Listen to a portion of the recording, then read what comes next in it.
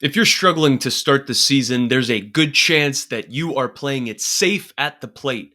You're not taking fearless 2-0 swings, you're swinging hesitantly. You're trying not to strike out. That mindset is killing your batting average. And today, I'm going to show you guys how to fix it.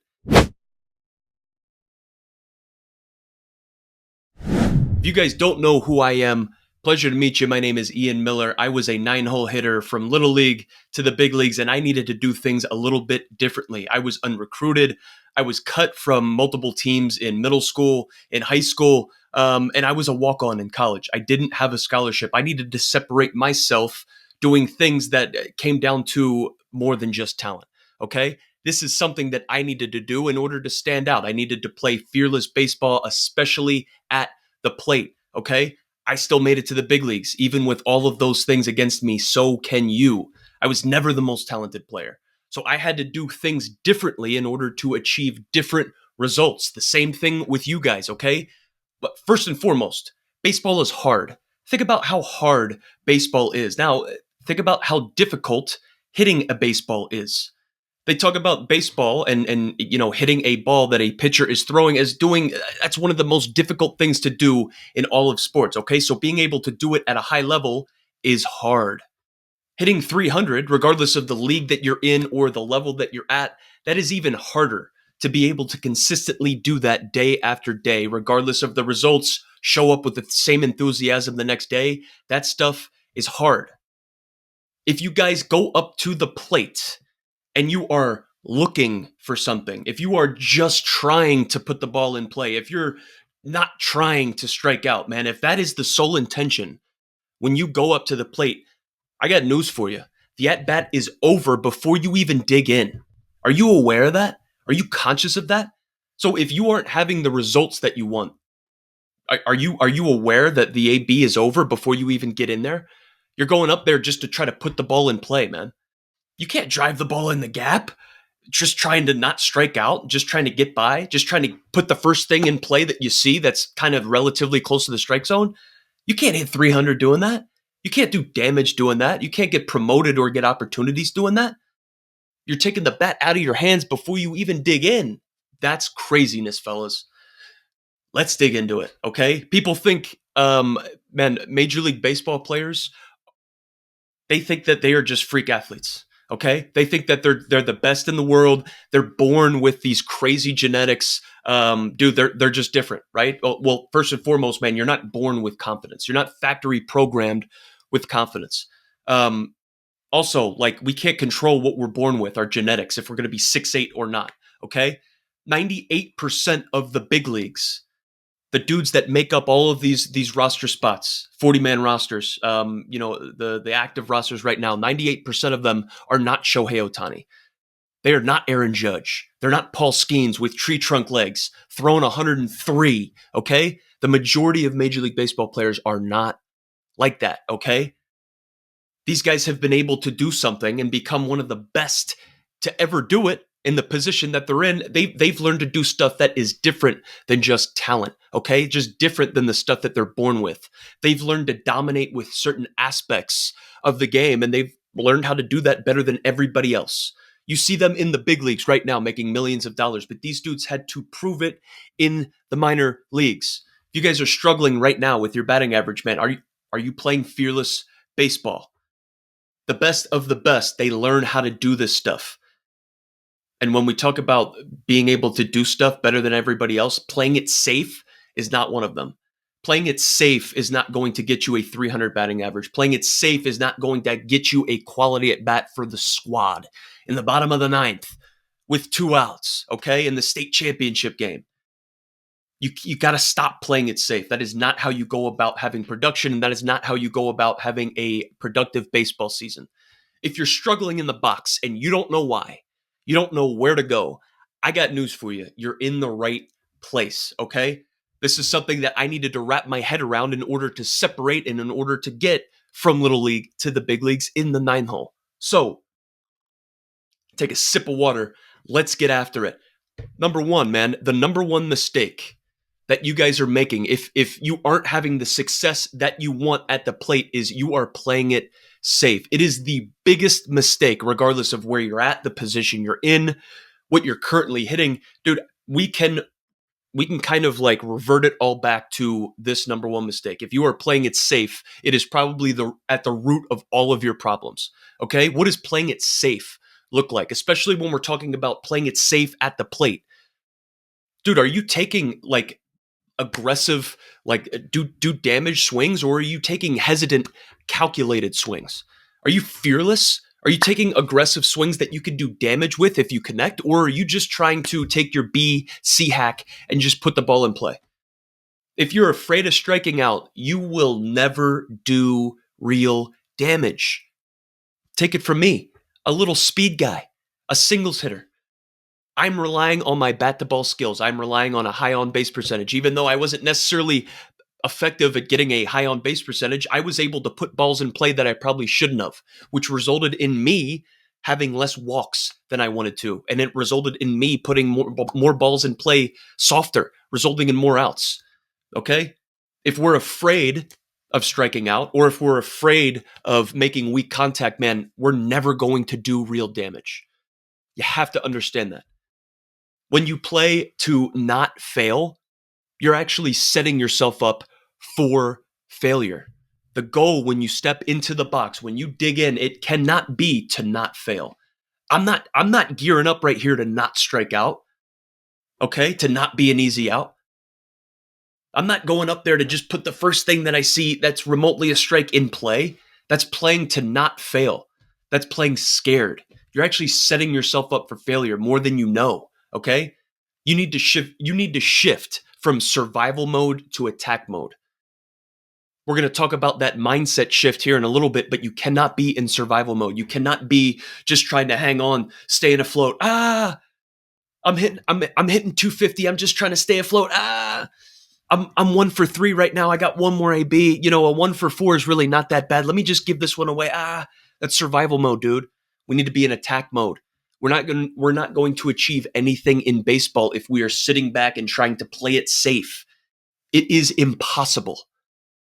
So how does this look like? Obviously, we talked about what playing it safe looks like at the plate, but dude, we know what it feels like to play safe out in the outfield when we're afraid to make an error at shortstop, or we're afraid to throw the ball over the plate.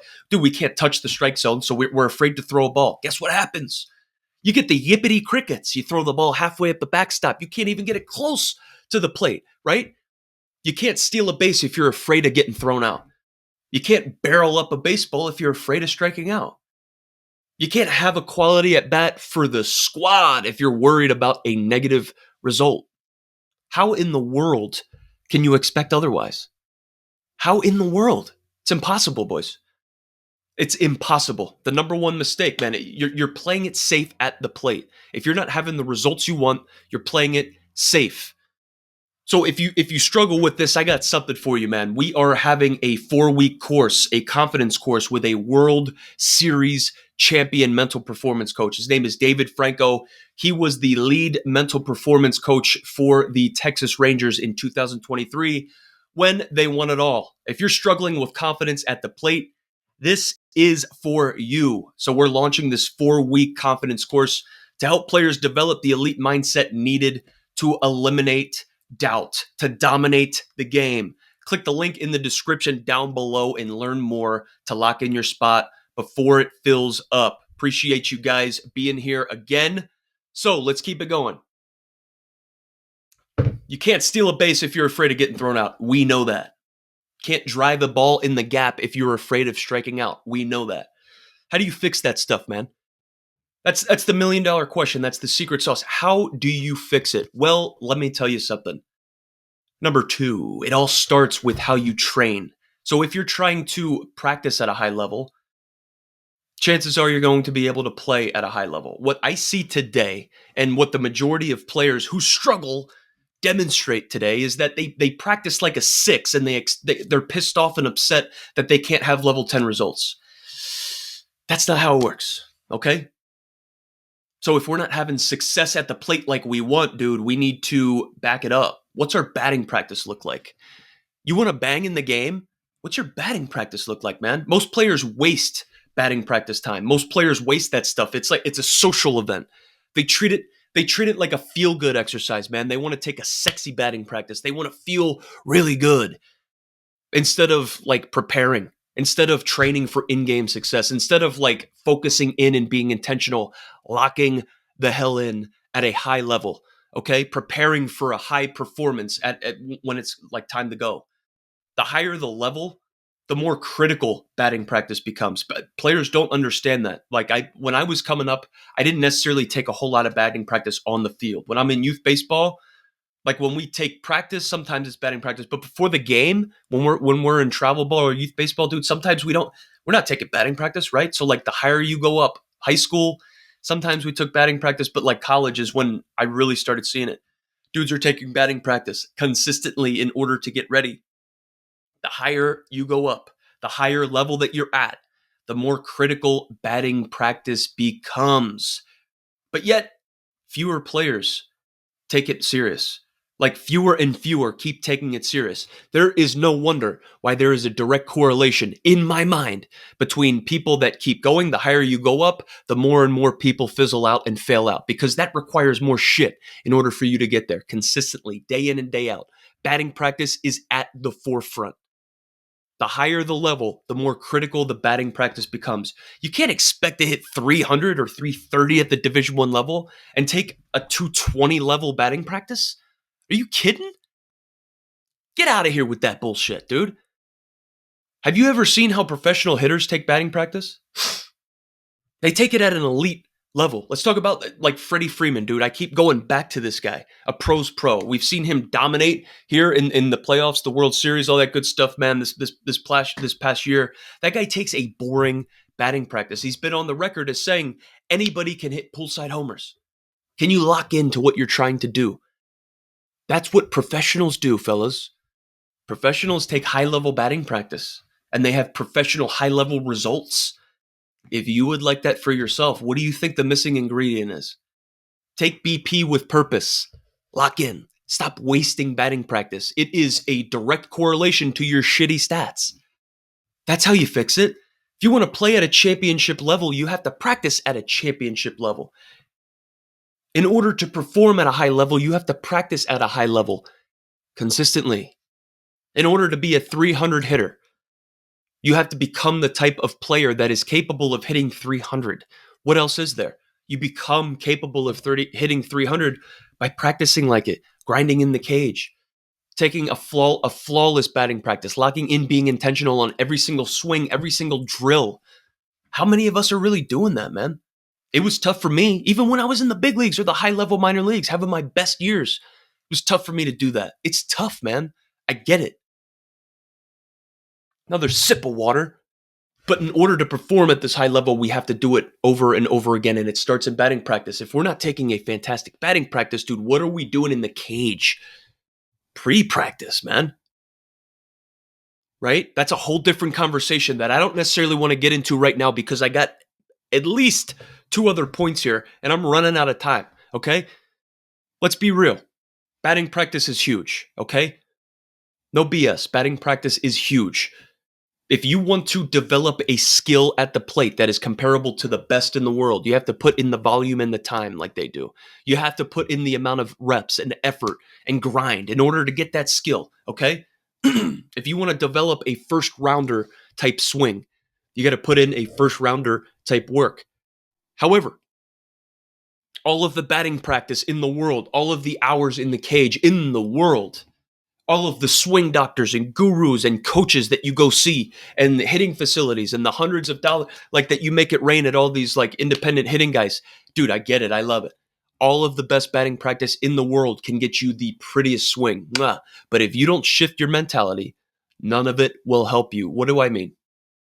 You could have a picture perfect money swing, dude. But if you don't swing at strikes, if you don't have an approach, if you can't deal with failure, if you shrivel up into a raisin, dude, when you catch an 0 for 4 or you strike out or the umpire makes a bad call, you can't handle failure, dude. What good does that pretty swing do you? All that money you spent and time on lessons and time in the cage, it does you no good, okay? You got to shift your mentality or none of that stuff helps you, okay? Little personal story, man. When I played hesitant, I paid the price. That's what I'm trying to talk to you guys about today, man. If you play scared, if you play hesitant, you're going to pay the price. Your results are going to suffer, regardless of if you are conscious of that or not. Okay? Freshman year of college for me, like I said, I walked on to Wagner College in Staten Island, New York. It's an interesting spot. Okay? That's what I'll say about that. Freshman year of college, man, I just walked on. I'm just trying to make the team. I ended up making the team. My dad dies suddenly, dude. I go through like I miss some time, dude, over the holidays, man. My grades suffer. So like I don't have a ton of confidence going on right now. Come back, I get ready for spring. I'm just trying to stay afloat. I'm playing hesitant, man. I was scared to make a mistake. I'm a freshman. I'm like, dude, I'm starting. These are Division I baseball players. These are grown men, dude. They got facial hair and they're 6 foot and they fill out a uniform. I was afraid to make a mistake. And then I start off slow. And now I'm hitting 200 going into league play. We're like a month in, dude, and I can't even get a multi-hit game. Now I'm hesitant. I'm second guessing myself. And dude, I ended up having a terrible season. I ended up hitting 231 my freshman year. And that was the first and the last time that I ever hit under 250 in a full season for my career. That was the time where I made a shift. Just like that. Something needed to change. I need to stop playing scared. I need to stop hesitating. I need to stop thinking about worst case scenario, about what I'm going to do in a 2-strike count. Dude, it's an 0-0 count. Why am I thinking about striking out? It's an 0-0 count. What? The plate's 17 inches wide. This guy has to throw the ball over the 17-inch plate in order to get Papa out. And I'm thinking about a 2-strike count already? Boom, first pitch fastball, grooves it, 90 miles an hour, easy pickings. I'm late or I don't swing at it because I'm thinking. That's how that works, man. That's how that works. You do that over X amount of times, you dig yourself into a hole that you can't get out of. And then you hit 231 your freshman year. Okay? 2018, I am in AAA. Dude, I just got off the most mind-numbingly fucking fantastic year of my life. Okay, 2017, I won the Mariners like minor league hitter of the year. I balled out, fellas. I'm talking about I could do no wrong. I went from like an unrecruited college walk-on to a 14th round draft pick to like a nobody to a dude. Now I'm like a top prospect, top 30 prospect list. I hit like I don't know what I hit in I think it was like 330 in AA that year, 2017. Then I went up to AAA. I ended up hitting like 305 or something like that year. 307, I forget, something like that. It was my first time as a prospect. And in 2018, I was trying to catch that momentum. I wasn't really fully locked in on what my ability was and what I could achieve. And dude, I was just trying to stay afloat. I was just trying to maintain that prospect status instead of like going out and getting it, going out and taking it, going out and taking an extra bag, laying down a bunt in somebody's face, dude. I was worried about not striking out. I was worried about keeping my strikeout numbers down and my walks up. You know what I mean? Putting balls in play, dude, weak. So an 0-0 count, guy flips over a curveball. I see it well. And it's like, oh, I'll just slap it in play. Dude, that's not fearless baseball. I ruined my 2018 season in AAA because of that. I had this mindset shift that I made consciously my freshman year of college, and it's like 2018, I just lost it. My first year as a prospect, dude, I just gave it away. I was just trying to stay afloat instead of trying to dominate, instead of trying to eat. 2019, the year I made it to the big leagues, dude, the year I debuted, I made an adjustment. I made a conscious adjustment in 2019 in spring training. I was the oldest guy in minor league spring training. I'm 27 years old. I'm a grown man in minor league spring training with 18, 19-year-old just kids that are in professional baseball for the first time. And I'm supposed to be like a chaperone almost for these guys, an example. 2019, I made an adjustment, dude. I'm like, you know what? I'm making the same, like I'm just making the same mistakes over and over again. I can't hit past 260 in AAA. What am I doing? I need to shift my mentality. I made a conscious decision. I was going to swing at every pitch like it was a 2-0 count. So I was going to treat every count like a 2-0 count. I was not going to live in an 0-2 mindset anymore. I wasn't going to just try to put the ball in play and just get the AB over with as quick as possible and just not try to strike out and like look for something. No, I wasn't looking for anything. Now I was hunting for something. Now it was a 2-0 count. Now I'm in a hitter's count. Even if it's an 0-2 count, in my mind, I made a conscious decision. It's a 2-0 count. This dweeb on the mound still has to throw the ball over the 17-inch plate in order to get me out in an 0-2 count. How many of us really fully lock into that concept? Not many of us. Not many of us. That's just how it is. That's just how it is. I made a conscious decision in 2019. I was going to treat everything like a 2-0 count. Like we're in a hitter's count, boys. We know what that feels like when we're in a hitter's count. Flex the muscles a little harder, right? Maybe grip the bat a little bit tighter, take a little bit longer of a swing. Okay? Whatever the case is, when we get into a 2-0 count, dude, we are aggressive. Whether we're able to remain under control or you're like me where you'd swing too hard and pop up and like get jammed and stuff, whatever the case is, dude, we need to start a mindset shift right now that it's not an 0-2 count. Let's treat it like a 2-0 count. There's no hesitation. It's just playing fearless, okay? There needs to be a mindset shift. When I was hesitant at the plate, dude, I paid the price. And I lost years of my career because of that, especially in 2018, especially my freshman year of college. That's 2 years of development. You know what 2 years in the big leagues can get you? Not just minor league minimum for 2 years, dude, but we're talking about arbitration if you have any other big league time. We're talking about further opportunities. We're talking about more like playing time in the minor leagues. Maybe you stay on for another couple years, another 2 years of major league service time. If I was able to actually lock in, dude, maybe it changes the trajectory of my career. Maybe I'm still in the big leagues. That's the stuff that you don't realize right now, dude, but playing fearless baseball and having fearless at bats, that's the type of stuff that can change it for you, man. You need to make a conscious mentality shift. Okay? This is huge. You need to make that conscious mentality shift. Every single great hitter knows. This is my next bullet point. So I don't know if I'm on number 4 or if I'm on number 3, dude. I'm getting fired up. I'm like sweating a little bit right now, which is great. This is what we want. Okay? We need to make this 2-0 mentality shift, man. It's no longer we're in an 0-2 count. We need to train fearlessly. And every single great hitter knows that you can't take a hesitant swing and expect dominant results. That's not how it works, especially at a high level, especially at the youth level, especially in high school or in college or in the minor leagues, man. Every great hitter knows that. You can't take a hesitant swing at any level and expect dominant results, man. It's not how it works. What happens mentally and physically when you start treating every swing like it's a 2-0 count? So, you know what happens when you get into a 2-0 count? Like I said, whether we're able to remain under control or not is basically, it comes down to our practice. But you know that hopefully you get a little bit more confidence in a 2-0 count. You don't have to be perfect. You don't have to swing at the baseball. If it is in your damage zone in a plus count, a 2-0 count, you swing at it. You pull the trigger.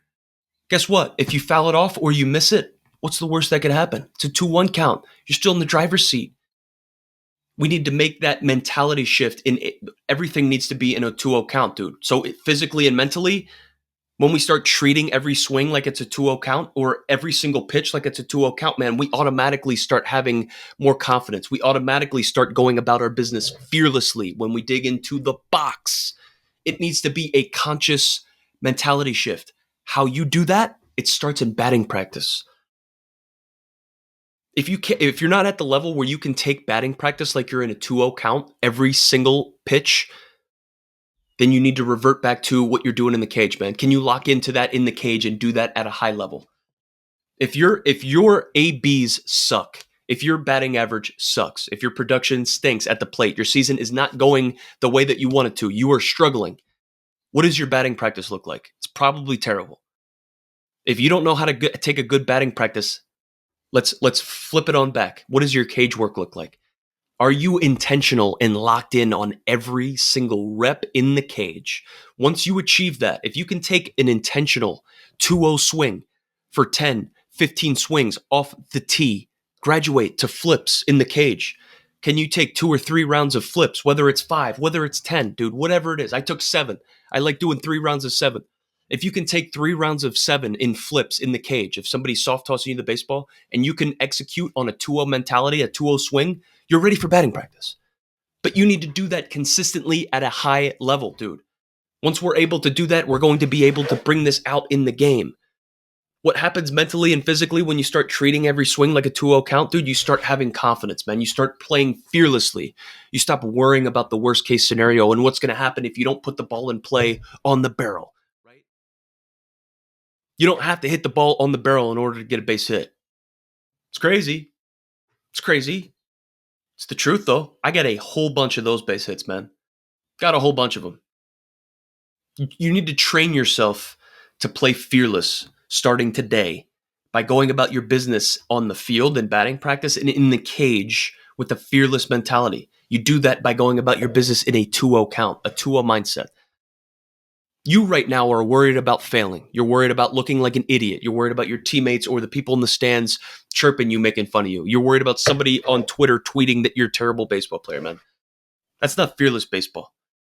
Start locking into pushing the boundaries in batting practice, being intentional, okay? Turning the machine up a little bit higher and actually battling.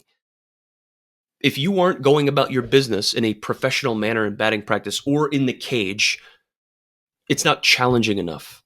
You need to be challenged in order to be fully present, okay? If you're not challenging yourself, if the batting practice isn't challenging enough for you, it's because you're not trying to do something with it. You're not actively pursuing something. I can take 100 swings off a 60 mile an hour machine, and you can take 100 swings off the 60 mile an hour machine, and you can just waste your time, and I can get exponentially better because I can be focused in on doing something and I can be locked in on it. It's got to be a mentality shift, man. We need to take higher quality reps in practice, and we need to be more intentional in practice. Does that make sense? Hope so. There's a difference between protecting your spot and earning your spot. There's a difference between just trying to hold on to your spot in the lineup and taking somebody else's spot in the lineup, okay? This is the predator versus prey mentality. You're either actively pursuing something, you're trying to hunt to eat, or you're just trying to survive. You're just trying to hold on. Let me tell you something, fellas. If you are playing it safe, you're just trying to hold on. You're just trying to keep your spot. Whether you're hitting 250, dude, I just want to try to hang on to 250 for the rest of the year. I'll just play it safe. I'll play it easy. You need to be grinding for success every single day. You need to be trying to eat. You need to be actively pursuing something, man, in order to feed that hunger. If not, dude, you are the prey animal. Somebody is coming for your spot and you don't even know it. And here's the thing, fellas. If you get your spot taken, it's tough to get it back. Be a predator, not a prey animal, okay? Does that make sense to you guys? Dude, we need to start making a conscious mindset shift right now, and we need to start treating every day, every practice, every routine, drill, whatever the case is, in a 2-0 count, okay? If you play it safe, you'll stay exactly where you are. That's how baseball works. If you want to break out, you need to play fearless baseball. The ones who make it are the ones who refuse to play scared. So go out there and swing like it's a 2-0 count every time. Nothing's given, everything is earned. Keep grinding, fellas.